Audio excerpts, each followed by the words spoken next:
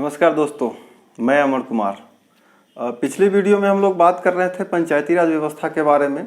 आज हम बात करेंगे 74वां संविधान संशोधन अधिनियम 1992 के बारे में, यानी कि हम अपने नगर निगम और नगर पालिका के बारे में।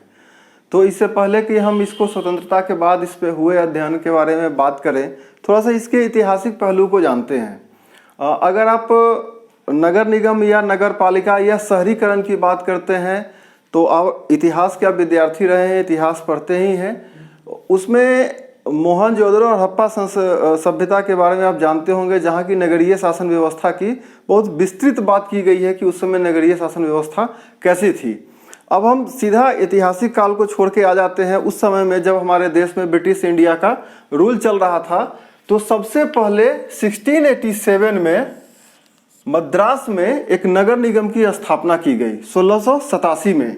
उसके बाद 1726 में दो और नगर निगम बनाए गए, मुंबई और कोलकाता, यानी आज के कोलकाता, तत्कालीन समय में वो कलकत्ता था। तो 1726 में मुंबई और कलकत्ता में दो और नगर निगम की स्थापना की गई। उसके बाद 1870 में नगरीय प्रशासन के ऊपर कहिए, या जब हम पिछली वीडियो में पंचायती राज के बारे में पढ़ रहे थे तो स्थानीय प्रशासन के बारे में लॉर्ड मेयो का 1870 में एक प्रस्ताव आता है कि उसके ऊपर कैसे काम किया जाना चाहिए। 1882 में 1882 में लॉर्ड रिपन का एक प्रस्ताव आता है जिसे भारत में स्थानीय शासन के बारे में मैग्ना कार्टा कहा जाता है। इसके बारे में पिछले वीडियो में भी हम लोग पढ़ चुके हैं। तो 1882 में वो मैग्ना कार्टा कहा गया, जो लॉर्ड रिपन का प्रस्ताव था, जिसके बाद उस पर काम शुरू हुआ। 1907 में एक कमीशन बनती है जिसका नाम है रॉयल कमीशन। उसके अध्यक्ष होते हैं हॉब हाउस, और इस कमीशन ने अपना रिपोर्ट 1909 में दिया था। 1909 में रिपोर्ट दिया था कि हमारे देश में नगरीकरण की क्या व्यवस्था होनी चाहिए। 1924 में तत्कालीन सरकार के द्वारा कैंटोनमेंट एक्ट पारित किया गया। अभी जब हम आएंगे वर्तमान नगर निगम और नगर पालिका की व्यवस्था को जानेंगे तो इस कैंटोनमेंट एक्ट को हम लोग पढ़ेंगे यहाँ पे, ठीक है। कैंटोनमेंट एक्ट 1924 में लाया गया। अब इसके थोड़ा सा हम संवैधानिक पहलू को जानते हैं। पंचायती राज व्यवस्था जहाँ पे 64th अमेंडमेंट 1989 से शुरू किया गया था राजीव गांधी की सरकार में, तो ठीक उसके साथ ही 65वां संविधान संशोधन 65th 1989 में तत्कालीन सरकार राजीव गांधी सरकार के द्वारा लाई गई थी। लेकिन लोकसभा में ये बिल पास तो हो गया, लेकिन राज्यसभा में बहुमत नहीं होने के कारण ये बिल ड्रॉप कर गया। उसके बाद 1990 में विश्वनाथ प्रताप सिंह की सरकार जो बनी थी राजीव गांधी के बाद 1990 में 1990 में उन्होंने भी इसके लिए प्रयास किया, दोनों के लिए, दोनों मतलब पंचायती राज व्यवस्था और नगर निगम नगर पालिका व्यवस्था के बारे में। लेकिन उनकी सरकार ही ड्रॉप हो गई, गिर गई, तो वो आगे बढ़ नहीं पाए। फिर 1991 में थोड़ा सा आगे आते हैं। इस समय सरकार बढ़ती है पीवी नरसिम्हा राव की। पीवी नरसिम्हा राव की सरकार बनती है और इनके समय 74वां संविधान संशोधन अधिनियम 1992 आता है। ये लोकसभा और राज्यसभा दोनों जगहों से पास हो जाता है। राष्ट्रपति के इस पे दस्तखत होते हैं। तत्कालीन राज्य जितने भी थे उसमें से 17 या 18 राज्यों के द्वारा इस पर अपनी सहमति जताई जाती है। और आपको पता है कि ये 1993 से ये हमारे यहाँ काम कर रहा है। 1 जून 1993 से 74वां संविधान संशोधन पूरे देश में लागू है। तो इससे पहले कि हम इसके एक एक आर्टिकल्स के ऊपर चले, हम पहले ये जान लेते हैं कि 74वां संविधान संशोधन जब लागू किया तो वर्तमान समय में देश में उसके कितने टुकड़े अलग अलग जगहों पे काम करते हैं। तो वो कुल 8 हैं। वो कुल 8 तरीकों से बटे हुए हैं। पहला है नगर निगम, छावनी बोर्ड, टाउनशिप, अधिसूचित क्षेत्र समिति, नगर पालिका, टाउन एरिया कमेटी, विशेष उद्देश्य एजेंसी, न्यास पत्तन या पोर्ट ट्रस्ट। तो इससे पहले कि हम इसके आर्टिकल्स को जाने और नगर निगम और ये जो 8 नए नए इसमें तरीके बताए गए हैं कि अलग अलग क्षेत्रों में ये अलग अलग जगहों पे कैसे काम करेंगे अलग अलग नामों के द्वारा, थोड़ा सा अब जब 74वां संविधान संशोधन 1992 हमारे देश में लागू हो गया तो इसके लिए संविधान में कुछ परिवर्तन किए गए थे। अब उन परिवर्तनों में क्या है, मैं इसको मिटा रहा हूं। उन परिवर्तनों में क्या किया गया कि संविधान में एक नया भाग जोड़ा गया। आपको पता है कि संविधान में वो नया भाग कौन सा था, आप लोग बेहतरी से पहले से जानते हैं। वो भाग था 9A। संविधान में एक नया भाग जोड़ी गई और अनुसूची एक नया आया संविधान में, अनुसूची 12वीं। इसमें नए अनुच्छेदों का समावेश किया गया। जैसे हम जानते हैं कि पंचायती राज व्यवस्था में हमारे पास आर्टिकल 243 से लेकर 243O तक है। तो इसमें 243P से लेकर के ZG तक, यानी कि संविधान में एक नया भाग जोड़ा गया 9A या 9 का। वो अनुच्छेद अनुसूची 12 में और अनुच्छेद 243P से लेके ZG तक था, जिसमें कुल 18 विषय इन क्षेत्रों को दिया गया, जहां पे वो अपना काम आज भी कर रहे हैं। तो अब हम इसके आगे जो बढ़ेंगे तो एक एक आर्टिकल्स को देखेंगे कि किन किन आर्टिकल में, आर्टिकल 243P से लेकर के आर्टिकल 243ZG तक, इसमें कुछ क्षेत्र ऐसे हैं जिनको हम कुछ देर के बाद डिफाइन करेंगे। जैसे नगर पालिका है, आरक्षण के बारे में है, सदस्यता है, वित्त आयोग है। जो चीज यहाँ पे हो सकता है करेंगे, नहीं तो उसको फिर से मिटा के हम एक नए तरीके से करेंगे। तो हम इसके लिए शुरू कर देते हैं अब हम कि एक एक आर्टिकल्स को इसमें हम पढ़ेंगे। पहला है आर्टिकल 243P यानी परिभाषा। परिभाषा का मतलब क्या है, 74वां संविधान संशोधन 1992 में जो ये नगर निगम या नगर पालिका या जो भी बनेगा उसकी क्या परिभाषा होगी, उसके क्षेत्र कौन से होंगे। क्योंकि हमारे यहाँ पहले से ही 73वां संविधान संशोधन लागू है, पंचायत के रूप में प्रखंड स्तर तक काम कर रहा है और अब जो जिला स्तर तक काम कर रहा है, वो अब जो हमारा काम कर रहा है वो पूरे के पूरे शहरी व्यवस्था के लिए है।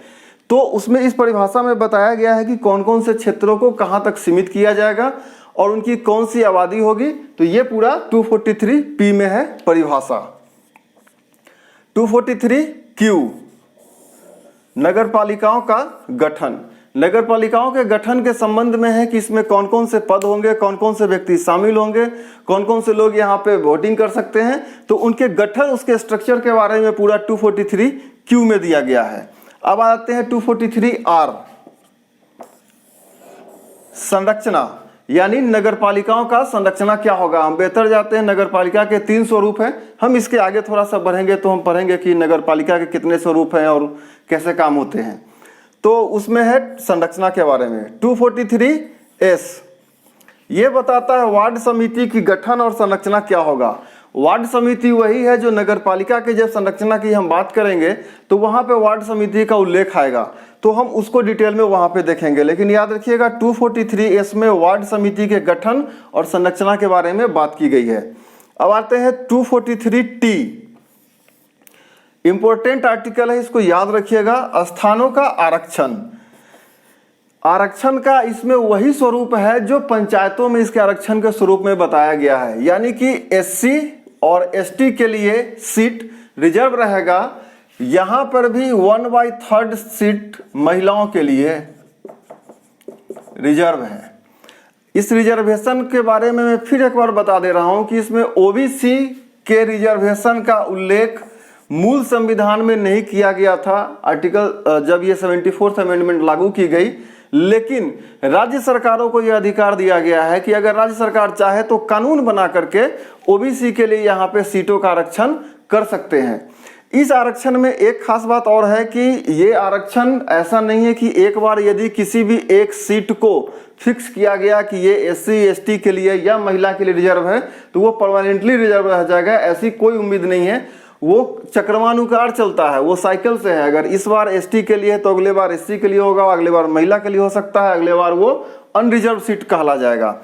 तो ये है स्थानों के आरक्षण के बारे में बात 243T। अब आते हैं 243U में, यानी कि अवधि। पंचायतों की अवधि कितना होगा, उसके बारे में यहाँ पे बात किया गया है। तो आप बेहतर जानते हैं, नगर पालिकाओं के आरक्षण के अवधि के बारे में बात की गई है कि नगर पालिकाओं की अवधि क्या होगी। तो एक बार जब वोटिंग होती है तो नगर पालिका का समय अवधि निर्धारण किया गया है, वो है 5 वर्षों के लिए। अगर किसी कारणवश इस 5 वर्ष से पहले नगर पालिका या नगर निगम भंग होती है तो 6 महीने के अंदर चुनाव कराना अनिवार्य हो जाता है। ये 6 महीने का चुनाव कराने के ऊपर 2 बातें हैं, इसको ध्यान से समझिए।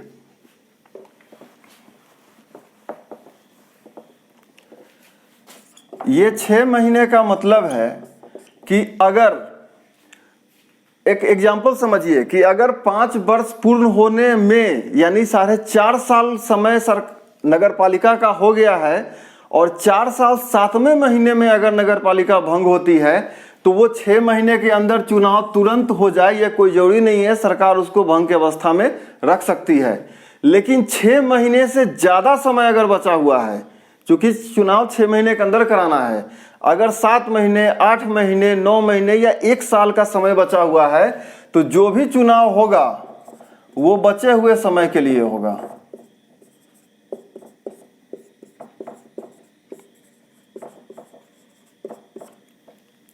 केवल अगले 5 साल के लिए नहीं, उस 5 साल में जो समय बचा हुआ है उसके लिए ही वो चुनाव कराया जाएगा। अब हम आते हैं सदस्यता के ऊपर। Article 243(v). सदस्यता का मतलब है, जैसे पंचायत में हम लोग पढ़े थे कि मिनिमम उम्र क्या होनी चाहिए और सदस्यता से बारे में कुछ विशेष नहीं है, तो याद रखना है 21 वर्ष। 21 वर्ष अगर आपकी मिनिमम उम्र है तो आप पंचायत में या नगर पालिका के चुनाव में भाग ले सकते हैं, दोनों तरीका से। अब आते हैं आर्टिकल 243(w). शक्ति और प्राधिकार। शक्ति और प्राधिकार से संबंध है कि नगर पालिका किन किन चीजों पे अपने शक्ति का उपयोग कर सकती है और इन्हें संविधान में कौन कौन से अधिकार दिए गए हैं। अगर हम केवल इन्हीं अधिकारों के बारे में बात करें तो आपको पता होना चाहिए 12वीं अनुसूची। 12वीं अनुसूची में जो 18 विषय दिए गए हैं, नगर पालिका केवल और केवल उन्हीं विषयों पे अपना शक्ति का प्रयोग कर सकती है। अगली अनुसूची है 243(x). कर लगाने की शक्ति। नगर पालिका कहाँ कहाँ कर लगा सकती है, तो फिर वही बात है, 12वीं अनुसूची में जो 18 विषय दिए गए हैं उन्हीं 18 विषयों में से जो विषय नगर पालिका को ऐसा बताया गया है कि आप यहाँ से टैक्स ले सकते हैं, जैसे उस टैक्स के लिए बात करें तो आपको ध्यान होना चाहिए कि संपत्ति कर, पशु कर यानी एनिमल कर, वो नगर पालिका के द्वारा लिया जाता है, वो है कर लगाने की शक्ति। अब आते हैं 243(y). वित्त आयोग। वित्त आयोग से तात्पर्य यह है कि जब भी नगर पालिका को धन मुहैया राज्य विधानमंडल के द्वारा या किसी खास प्रयोजन के लिए केंद्र सरकार के द्वारा कोई धन मुहैया कराया जाता है तो उसकी अनुशंसा और संस्तुति वित्त आयोग के द्वारा ही पहले की जाएगी कि नगर पालिका को इन कामों के लिए भी इन 18 विषयों के अलावा अगर कोई मैटर आता है तो नगर पालिका के लिए वित्त आयोग की अनुशंसा आवश्यक होती है और वो 243(y) में है। अब आते हैं आर्टिकल 243(z). इसमें बताता है लेखा परीक्षा। लेखा परीक्षा का यहाँ सीधा सा तात्पर्य है ऑडिट।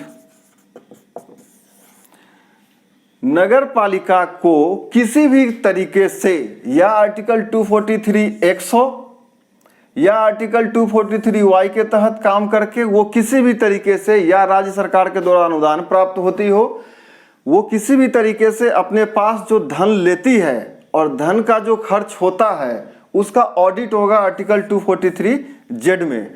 ये पहले ये जानिए कि ये वित्त आयोग का गठन राज्यपाल के द्वारा किया जाएगा और राज्यपाल ही इसको, राज्यपाल के पास अनुशंसा जाती है। ये ऑडिट कराने का अधिकार भी राज्यपाल को है। राज्यपाल विधानमंडल के थ्रू या विधानमंडल राज्यपाल के थ्रू अपने नगर पालिकाओं का ऑडिट करा सकता है। अब हम आते हैं आर्टिकल 243(ZA) यानी निर्वाचन। निर्वाचन से तात्पर्य है कि नगर पालिका का चुनाव कब होगा, कब से ये लागू किए जाएंगे। तो लागू किए जाने के बारे में भी हम बात करेंगे, लेकिन नगर पालिका के निर्वाचन के संबंध में है कि हर 5 साल पे इनका चुनाव होगा। जो सदस्य हैं वो प्रत्यक्ष या अप्रत्यक्ष तौर पे चुने जाते हैं। सदस्यों की जो मिनिमम उम्र है वो 21 वर्ष है, जो चुनाव में खड़े हो सकते हैं और इसके लिए कार्य कर सकते हैं। आते हैं आर्टिकल 243(ZB), संघ राज्य क्षेत्रों में लागू न होना। संघ राज्य क्षेत्रों में लागू न होने का तात्पर्य है कि अगर राष्ट्रपति ऐसा चाहे तो 74वां संविधान संशोधन 1992 देश में जितने भी संघ राज्य क्षेत्र है वहां पे लागू नहीं होगा। ये राष्ट्रपति के चाहने पे होगा, और अगर राष्ट्रपति चाहे कि लागू हो तो वो लागू भी किया जा सकता है। वो है 243(ZB). अब आते हैं 243(ZC) में, कुछ क्षेत्रों में लागू न होना। याद होगा पंचायत में भी यही 2 आर्टिकल इस तरीके से लिखे गए थे। कुछ क्षेत्रों में लागू न होना का मतलब है कि आर्टिकल 244 में जो क्षेत्रों की चर्चा की गई है, अनुसूची 5 में जिन क्षेत्रों की चर्चा की गई है, उन क्षेत्रों में 74वां संविधान संशोधन लागू नहीं होगा तब तक जब तक के लिए उनके लिए किसी नए कानून का व्यवस्था नहीं कर दिया जाता है। तो आर्टिकल 243(ZC) 244 में जो भी है और 5th शेड्यूल में जो है उनके लिए लागू नहीं होता है। अब हम आते हैं आर्टिकल 243(ZD), जिला योजना समिति। ये जिला योजना समिति क्या होता है, ये आप पंचायत के जो आर्टिकल्स पढ़ेंगे उससे अलग यहाँ पे है जिला योजना समिति। अगर हम जिला योजना समिति के बारे में बात करें तो पंचायत और नगर पालिका इस दोनों को मिला करके इन दोनों के योजना के विकास के लिए एक रूपरेखा तैयार की जाएगी और दोनों के समन्वय से इस जगह पे काम किया जाएगा। वो है ZD में जिला योजना के लिए एक समिति होगी। याद रखिएगा, पंचायत और नगर पालिका दोनों के विकास के रूपरेखा के लिए तैयार किया जाएगा। आते हैं नेक्स्ट है 243(ZE). 243(ZE) कहता है महानगर योजना समिति। आर्टिकल याद रखिएगा 243(ZE). महानगर योजना समिति बताता है कि महानगर के क्षेत्र के विकास के लिए योजना बना करके विधानमंडल को भेजा जाएगा। इस दोनों में फर्क समझिएगा। 243(ZD) कहता है जिला योजना समिति पंचायत और नगर पालिका को मिला करके बनाया जाएगा विकास की रूपरेखा। 243(ZE) कहता है महानगर योजना समिति जो महानगर की योजना के विकास के संबंधित रूपरेखा बना करके विधानमंडल के पास भेजा जाएगा और विधानमंडल उस पर अपनी सहमति और संस्तुति दे करके वापस करेगी तो महानगरों में उस योजना पर कार्य आरंभ किया जाएगा। नेक्स्ट है हमारा 243(ZF). ये आर्टिकल कहता है नगर पालिका का बना रहना। ये नगर पालिका का बना रहना का तात्पर्य है कि आपको पता है कि आर्टिकल 40 जब हमारे देश में काम कर रहा था DPSP के अंतर्गत, तो इससे पहले 1992 से पहले की अगर हम बात करें तो कुछ राज्य ऐसे थे जो अपने यहाँ चुनाव कराते थे, कुछ राज्य ऐसे थे जो अपने यहाँ चुनाव नहीं कराते थे। तो ये 243(ZF) लाया गया है 74वां संविधान संशोधन या 73वां संविधान संशोधन के बाद। उनकी आर्टिकल पंचायतों का अलग है। यहाँ पे 243(ZF) में कहता है कि जिस दिन से यानी 1 जून 1993 से पूरे देश में एक बार जब 74वां संविधान संशोधन अधिनियम लागू की गई, उससे पहले यदि किसी राज्य में इस तरह की व्यवस्था थी तो वो बनी रहेगी 1 वर्ष के लिए। 1 वर्ष के बाद या तो राज्य सरकार कानून बना करके अपने यहाँ सेम समय में यानी 1 जून 1993 से 74वां संविधान संशोधन पे कार्य कर ले, या नहीं चाहती है तो इसके लागू होने से 1 वर्ष के अंदर कानून बना के अपने पुराने कानून को खत्म करे और इस राष्ट्रीय कानून को अपने यहाँ लागू करे। यही हमारा बताता है 243(F) नगर पालिका का बना रहना। अब हम आते हैं 243(ZG). ये कहता है न्यायालय के हस्तक्षेप से वर्जित। पंचायतों के बारे में जब हम पढ़ रहे थे तो इसके बारे में बेहतर पढ़े थे कि न्यायालय के क्षेत्र से ये कैसे वर्जित है। यानी कि पंचायत के चुनाव कराने में जो भी कार्य हमारा निर्वाचन आयोग के द्वारा किया जाएगा, ठीक है, वो न्यायालय में परिवर्तनीय नहीं है।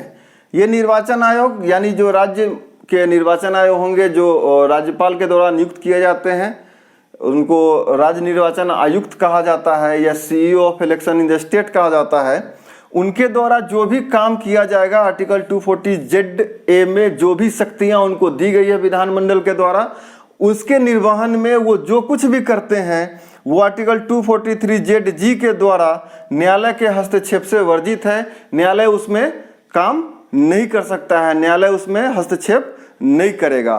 तो दोस्तों अभी तक हम ये जान रहे थे, ये पूरा का पूरा आर्टिकल 243P से लेकर के आर्टिकल 243Z तक नगर पालिका के संदर्भ में था या 74वां संविधान संशोधन के संदर्भ में था।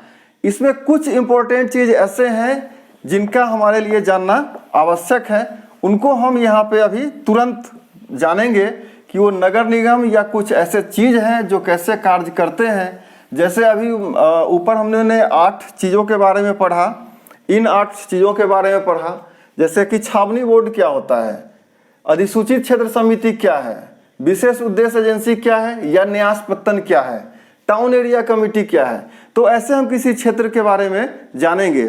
तो उस क्रम में सबसे पहले हमारे पास आता है नगर निगम। नगर निगम होता क्या है? अभी कुछ देर पहले हम पढ़ रहे थे कि कुछ क्षेत्रों में लागू न होना, यानी कि यूनियन टेरिटरी में चाहे तो राष्ट्रपति अपने यहाँ लागू होने देंगे और नहीं होने देंगे। उस कंडीशन में अगर यूटी में होता है तो संसद कानून बनाएगी, ठीक है। और अगर राज्य में नगर निगम लागू होता है तो वहां पे विधानमंडल कानून बनाएगी। यूनियन टेरिटरी में संसद कानून बनाएगी और राज्य में अगर नगर निगम लागू होता है तो उसके लिए विधानमंडल कानून बनाएगी। अब ये नगर निगम काम कैसे करता है? नगर निगम को अलग अलग क्षेत्रों में बांटा गया है। जिस क्षेत्रों में उसको बांटा गया है उसे हम लोग कहते हैं वार्ड। एक नगर निगम में जनसंख्या के आधार पे उसके हिसाब से अलग अलग उसके वार्ड हो सकते हैं और उसके लिए हम ये नहीं कह सकते हैं कि संसद इसमें कोई इंटरफेयर करेगा, ये विधानमंडल का कार्य है। तो अगर हम नगर निगम को समझे तो नगर निगम 3 भागों में बटा हुआ है। पहला है परिषद, इसके अंदर में एक आता है वार्ड और इसके बाद आता है आयुक्त। पहले हम समझते हैं परिषद क्या होता है। परिषद का तात्पर्य यहाँ पे इस चीज से है कि यहाँ पे ऐसे व्यक्ति चुन के आएंगे जो जनता के द्वारा निर्वाचित होंगे, ठीक है, जनता के द्वारा निर्वाचित होंगे। और इस परिषद का अध्यक्ष कौन होता है? महापौर। महापौर 2 तरीके से आ सकता है, प्रत्यक्ष भी और अप्रत्यक्ष भी। प्रत्यक्ष अगर जनता के द्वारा चुना जाता है, अप्रत्यक्ष तब होगा जब राज्य सरकार, राज्य विधानमंडल अपने यहाँ ये कानून बना दिया हो कि महापौर हमारे यहाँ अप्रत्यक्ष तौर पे आएंगे। जैसे पंचायत में हम जो प्रखंड समिति के अध्यक्ष होते हैं वो अप्रत्यक्ष तौर पे चुने जाते हैं। उनके लिए महापौर की सहायता के लिए एक उप महापौर भी होते हैं। ये भी प्रत्यक्ष या अप्रत्यक्ष दोनों तरीके से महापौर का चुनाव हो सकता है। अब हम इसके आगे हम चलें तो अब हमारे पास आते हैं वार्ड। एक नगर निगम क्षेत्र जितनी आबादी में बटा हुआ है उसको अलग अलग वार्डों में बांट दिया जाता है। यहाँ के जो मेंबर्स होते हैं वो जनता के द्वारा ही प्रत्यक्ष तौर पे चुन के आते हैं। लेकिन जब महापौर अप्रत्यक्ष तौर पे चुने जाएंगे और उप महापौर अप्रत्यक्ष तौर पे चुने जाएंगे तो इसी वार्ड के जितने मेंबर्स होंगे वो मिल करके महापौर को या उप महापौर को अप्रत्यक्ष तौर पे चुनते हैं। तो ये नगर निगम की दूसरी कड़ी। तीसरी कड़ी है आयुक्त। आयुक्त को CEO कहा जाता है, चीफ एग्जीक्यूटिव ऑफिसर, मुख्य कार्यकारी पदाधिकारी, और ये एक IAS होते हैं। इनका काम होता है महापौर को नगर निगम के कार्यों में विकास के लिए जो भी सहायता, जो भी सुलभता करानी होगी वो आयुक्त अपने स्तर से कराएंगे। यानी महापौर को प्रशासनिक कार्यों में सहायता के लिए, जैसे मुख्य सचिव को जब आप पढ़ेंगे आगे हम पॉलिटी में कि मुख्य सचिव का क्या कार्य है, ठीक उसी तरीके से नगर निगम क्षेत्र में आयुक्त का कार्य है महापौर के लिए प्रशासनिक व्यवस्था बनाए रखने का। नेक्स्ट है हमारा छावनी बोर्ड। छावनी बोर्ड के बारे में ज़्यादा कुछ नहीं है। छावनी बोर्ड केंद्र सरकार के द्वारा बनाया जाता है।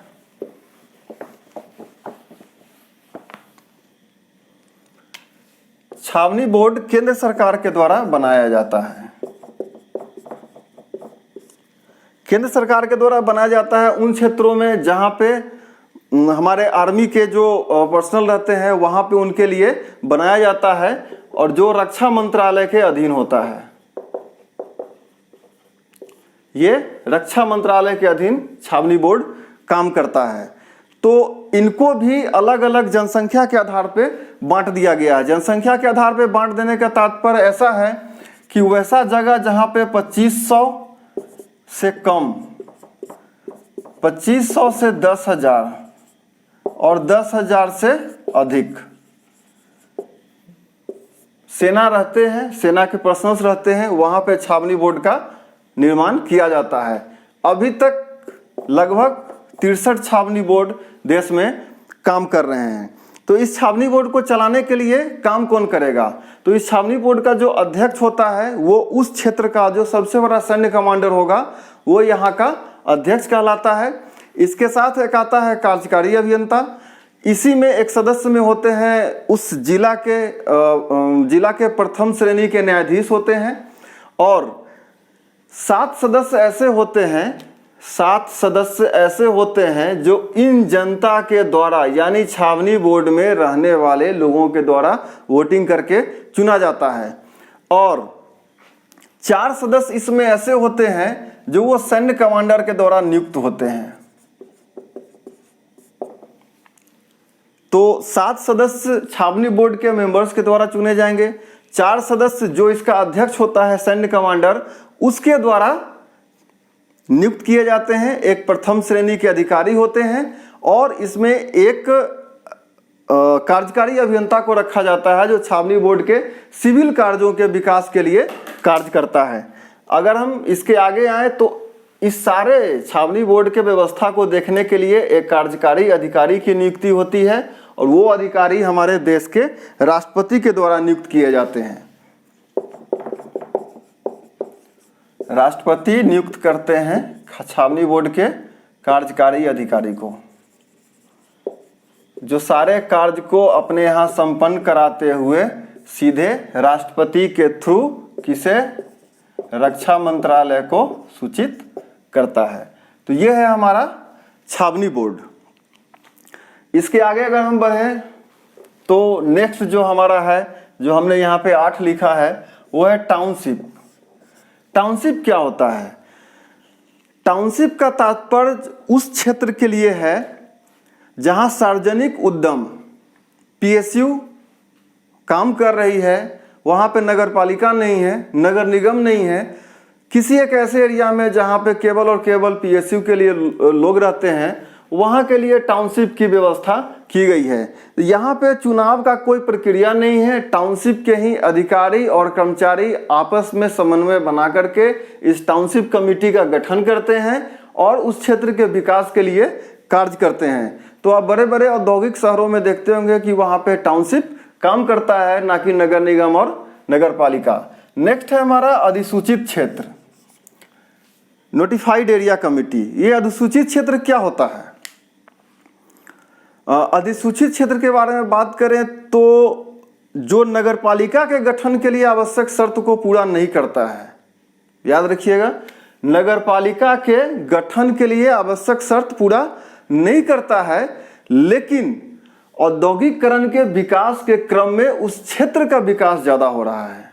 एक बार फिर से समझिए, एक ऐसा एरिया, कोई भी किसी एरिया का, किसी भी राज्य के किसी भी जिले का एक ऐसा एरिया जो नगर पालिका के गठन के शर्तों को पूरा नहीं करता है, लेकिन उस एरिया में औद्योगिकरण इतना ज़्यादा तेजी से हो रहा है कि वो एरिया विकसित होने जा रहा है, वैसे एरियो के लिए नोटिफाइड एरिया कमेटी बनाई जाती है और ये केंद्र सरकार के द्वारा बनाया जाता है।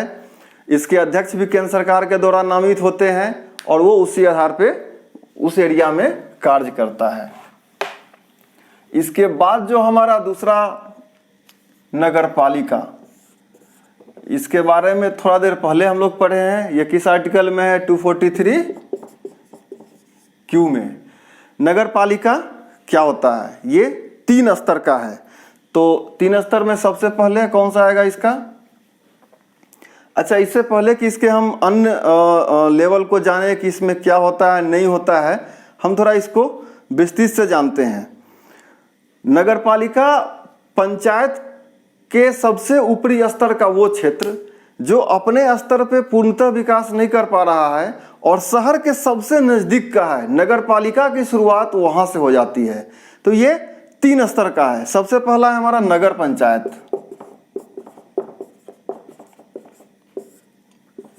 दूसरा है नगर पालिका, तीसरा है नगर निगम। तो अब नगर निगम नगर पालिका का यानी आर्टिकल 243 का सबसे निचला इकाई है। सबसे निचला इकाई मतलब कि यहाँ पे 10,000 से 20,000 तक की आबादी होगी, वो हमारा वहाँ पे नगर पंचायत का गठन किया जाएगा।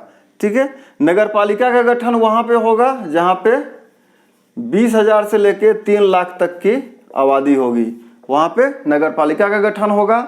और नगर निगम का गठन वहाँ होगा जहाँ पे 3 लाख से अधिक की आबादी होगी, तो वो हमारा नगर निगम का गठन होगा। और कोई भी क्षेत्र नगर पंचायत होगा, नगर पालिका होगा या नगर निगम होगा, इसकी अधिसूचना राज्यपाल के द्वारा जारी की जाएगी। ये और कहीं से इसकी अधिसूचना नहीं होती है, ये राज्यपाल के द्वारा इसकी अधिसूचना जारी की जाती है। इसमें 2-3 कंडीशंस है, इसको हम तुरंत पढ़ लेते हैं। नगर निगम के मेंबर्स के बारे में पढ़ लेते हैं कि नगर निगम या नगर पालिका के जो हमारी संरचना है वो कैसी होती है। वैसे सदस्य जो वार्ड समिति वाली बात याद होगी आपको, जब यहाँ पे पढ़े थे कि 3 तरह के होते हैं। इसका एक परिषद होता है, परिषद ही नगर निगम का जो परिषद होता है वो ठीक उसको आप ऐसे समझिए जैसे विधानसभा, एक राज्य के विधानमंडल के लिए विधानसभा होता है, वैसे ही नगर निगम के लिए उसका परिषद कहलाता है। तो परिषद है, वार्ड है और आयुक्त होते हैं। तो उसी तरीके से जब नगर निगम में लोग चुन के प्रत्यक्ष तौर पे आ जाते हैं तो राज्य सरकार के द्वारा वहाँ पे कुछ अप्रत्यक्ष तरीके से लोगों को चुन के भेजा भी जाता है। जैसे लोकसभा के सदस्य और एमएलए यानी राज्यसभा के सदस्य जो नगर निगम के उस क्षेत्र के वोटर होंगे या जिनका नाम होगा। नाम होगा का तात्पर्य है वोटर लिस्ट में, वो उसके सदस्य बन सकते हैं। दूसरे राज्यसभा और एमएलसी यानी कि मेंबर ऑफ लेजिस्लेटिव काउंसिल, जिसको हम लोग विधान परिषद कहते हैं। देश के 7 राज्यों में विधान परिषद की व्यवस्था है जहाँ पे कि वहाँ के लोग चुने जाते हैं। चूँकि ये जो चुने जाते हैं राज्यसभा और एमएलसी, वो नाम तो उनका उस राज्य के वोटर लिस्ट में होगा तो ही उस राज्य से वो चुने जाएंगे। इसका ताज़ा उदाहरण मैं अभी आपको बताऊं, बिहार में अभी एमएलसी के 9 सीट पे चुनाव था। कांग्रेस के तरफ से एक उम्मीदवार तारिक अनवर का नाम घोषित किया गया, लेकिन जब वो अपना फॉर्म भरने गए विधान परिषद में तो पता चला कि उनका वोटर लिस्ट में नाम बिहार में नहीं है, उनका नाम दिल्ली के वोटर लिस्ट में नाम है। तो वो अभी में 3 दिन पहले की ये घटना है, वो अपना नाम वहाँ से नहीं डाल पाए। कांग्रेस के द्वारा किसी अन्य सदस्य की नाम बताया गया जो एमएलसी का फॉर्म भरे। तो राज्यसभा और एमएलसी के वैसे सदस्य जो अपने नगर निगम के उस वार्ड के उस क्षेत्र के सदस्य हैं, सदस्य का तात्पर्य वही वोटर से है या वोटर लिस्ट में उनका नाम है, वो यहाँ पे सदस्य नगर निगम में सरकार के द्वारा, आप ये समझिए कि जो व्यक्ति एमएलए बना, जो व्यक्ति एमएलसी बना, जो व्यक्ति राज्यसभा का मेंबर बना, जो व्यक्ति विधायक बना, वो नगर निगम के उस क्षेत्र में हमेशा के लिए अगले 5 सालों के लिए जब तक वो चुना गया है वो एज ए सिटिंग मेंबर्स वहाँ के बने रहते हैं नगर निगम के परिषद के। अब इसके बाद जो हमारा है वो है टाउन एरिया कमेटी।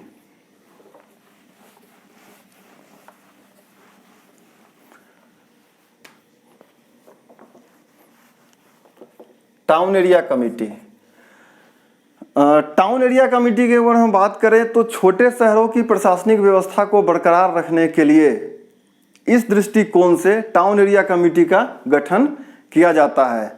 आप इसको अर्ध नगर पालिका भी कह सकते हैं, क्योंकि ये छोटे शहरों के लिए है। नगर पालिका उपलब्ध नहीं है, नगर निगम वहाँ पे है नहीं, पंचायत के क्षेत्र में वो आते नहीं हैं, तो आप कह सकते हैं उनको कहते हैं टाउन एरिया कमेटी। वो अर्ध नगर पालिका के लिए है और अर्ध नगर पालिका के लिए कानून विधानमंडल बनाती है।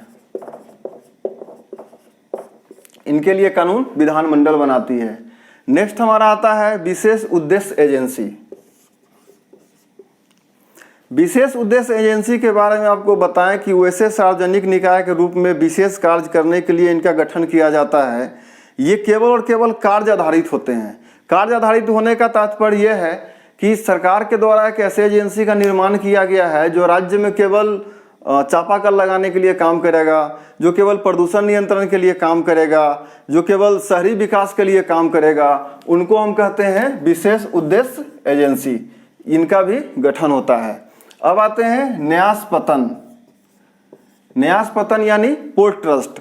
पोर्ट ट्रस्ट संसद अपने अधिनियम के द्वारा केवल पतनों यानी केवल पोर्ट के सुरक्षा के लिए न्यास पतनों की गठन करता है, और जो वहाँ के सुरक्षा, वहाँ का प्रबंधन, पोर्ट ट्रस्ट का नागरिकों के संबंध में जो भी वहाँ की सुविधाएं या नागरिकों को होने वाले कोई किसी भी तरह की समस्याओं के निराकरण के लिए इनका निर्माण किया जाता है। एग्जाम्पल के लिए आप मुंबई ले सकते हैं, कोलकाता ले सकते हैं, चेन्नई ले सकते हैं। खासकर इंडिया का वो हिस्सा जो कोस्टल पार्ट पे बना हुआ है, यहीं पे आपको पोर्ट ट्रस्ट का निर्माण या न्यास पतन का निर्माण किया जाता है, बस कोस्टल एरिया के लिए। रेस्ट तो हमारा इंडिया ऊपर में है, तो वहाँ पे कोस्टल्स की कोई मतलब नहीं है।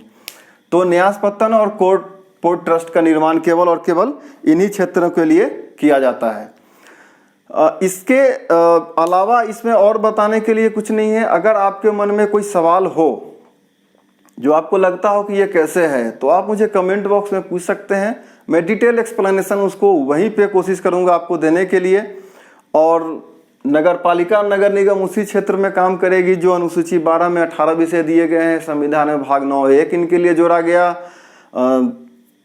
आरक्षण के बारे में हम बात कर चुके हैं। तो लगभग मुझे लग रहा है कि 74वां संविधान संशोधन अधिनियम हम लोग पूरा का पूरा यहाँ पे कवर कर लिए हैं। फिर मैं कह रहा हूँ कि इसके अलावा भी अगर आपको लगता है कि इसमें और कुछ आपको जानना हो तो आप कमेंट बॉक्स में मुझे बताइए। मैं कोशिश करूँगा डिटेल एक्सटेंशन वहाँ पे मैं आपको बताऊँ, या अगर संभव हो तो मैं आपके लिए PDF भी वहाँ उपलब्ध करा सकता हूँ। Thank you.